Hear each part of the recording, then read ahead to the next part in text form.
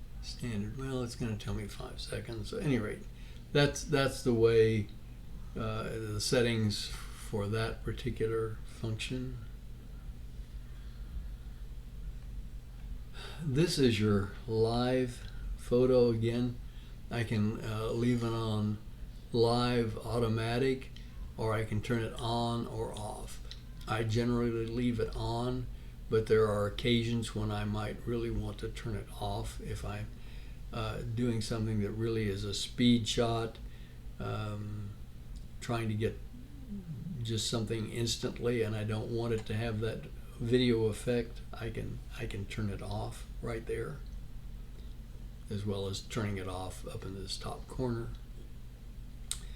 This one, next one, is the filters mode. So I can swipe to change the kind of lighting that shows up in my picture, and you'll be able to see this if you hold your camera up to any scene and start scrolling it across. You'll see it goes to the high contrast, to vibrant, to warm, and to cool. So you have some options there about the way you want your picture to appear. I usually leave it in standard mode. I do most of my adjustments when I'm editing pictures rather than trying to do it here. But this will give you a feel for what you might want the picture to look like when you're done. And the closer you're to that when you start, the easier it's going to be to get the final picture you want. So those are the settings you have under the filters right there. This next one is the dimensions that your picture has. The standard one that it takes is 4:3. So that's going to be 4 high, 3 wide, or 4 wide and 3 high. So 4:3, depending on the orientation you hold your camera at when you're taking the picture. So in portrait mode, it's going to be 4 high and 3 wide. If you turn your camera sideways to do a landscape picture, it's going to be 4 wide and 3 high. But you can adjust that to just about any option that you want just by touching this. You'll see it starts out with the 4:3. It's also got a square mode. It's got a 16:9 mode, and that may be all that it's got down here. So I tend to leave it in the standard 4:3 mode. That's what I'm used to working with. 16:9 is more like what you'd have if you're trying to put everything out on a TV screen. I think that's the standard arrangement for a TV screen. So just depends on what you're trying to accomplish in that. And then last, over on the right is an exposure, and you can set that to a variety as well. And it's just another adjustment that you can make if you want to change the way your picture looks. And take a look at them when you're holding your camera up. Slide those things along and you'll see the difference that makes in the way your picture is going to look. So I'm going to get out of that. I'm going to turn that off. I'm just going to go back to the standard exposure. 0 here.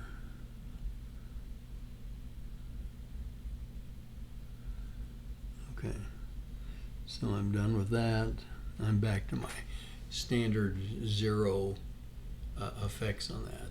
So that is what you see on the screen. I'm going to get out of this. I'm going to go back up to the top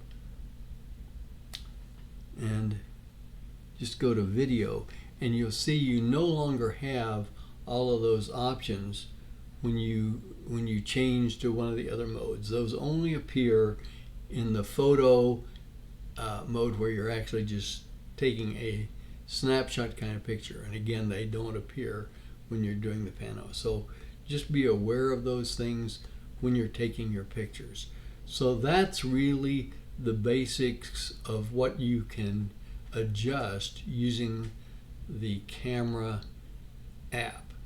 I do want to go take a few minutes and just show you what it looks like when you are using some of these various modes. So what I want to do now is just show you a sample of some of those various modes in which you can get pictures in using your iPhone. So I'm going to just open this other screen that'll allow me to show you some of these things. And the first one I want to show you, I had mentioned, was the slow motion. So I have the slow motion. It's of a plant, moss rose in a hanging basket opening in my backyard. So we'll just let it start running and you'll see that it slowly opens up. But this really took quite a bit of time. I went out, set my camera on a tripod, went in, had some coffee, had some breakfast, and about the time I finished cleaning up my dishes, the video was done. I was able to go out and just stop the recording, and I had a nice video of my moss rose opening up over time. Or I could do the same thing in the evening and show it closing up. But they're just kind of things you can't do just with a normal photograph. There's no way to do it. And it'd be way too long if you were trying to do it as a video. Then I said slow motion. So here's one my youngest granddaughter and I had spent time setting up. We'd been doing it for a while. We've been setting up these dominoes and knocking them down. And we set up this one that had a couple of places where it separated and went into two different patterns. And so I got to thinking, hey, this would make a pretty cool slow-mo. So it'll slow them all down. But you'll hear it's still a video and it's still picking up sound in the background. But I especially want you to watch her face when we get to the end because this did not work perfectly. So just take a look.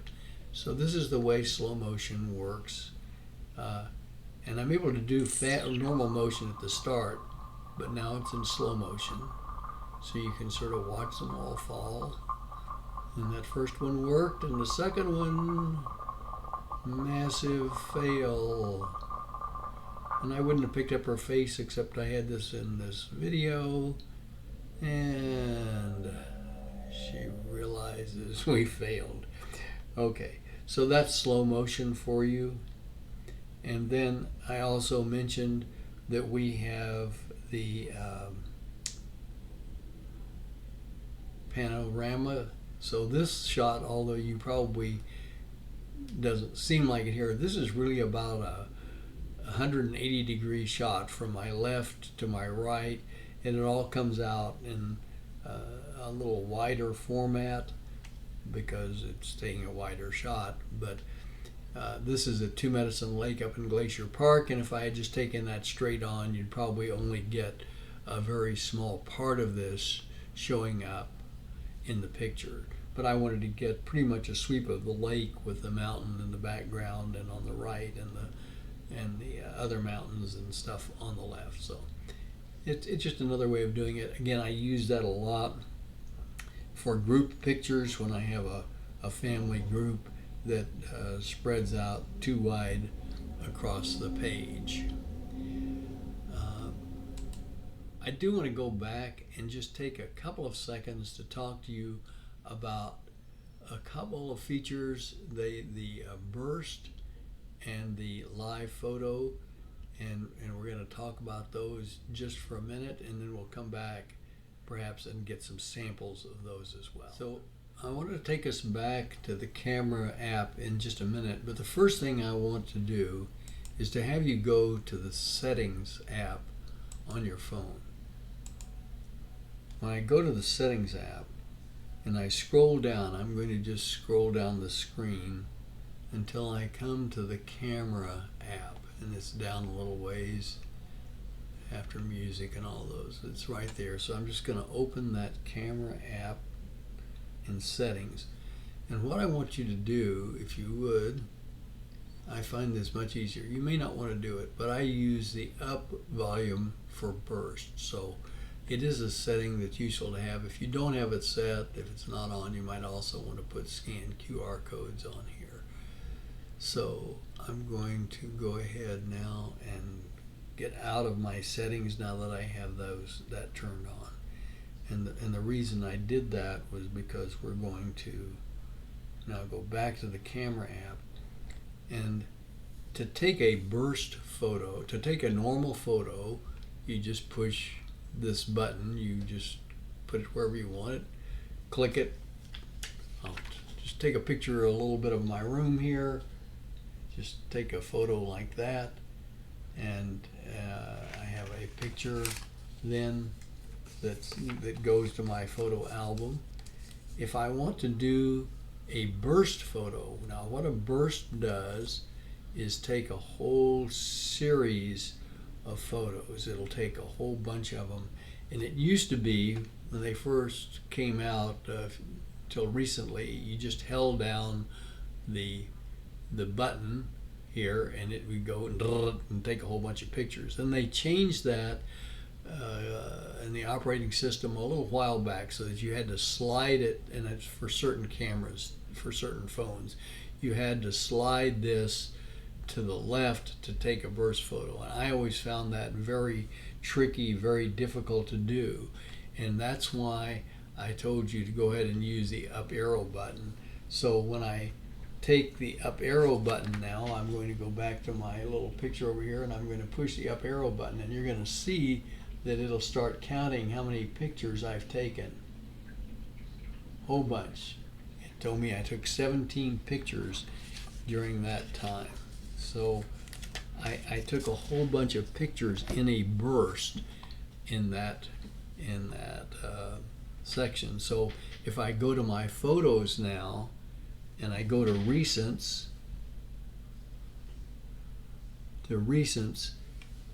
and I go down to this last picture, what I have actually is 17 of those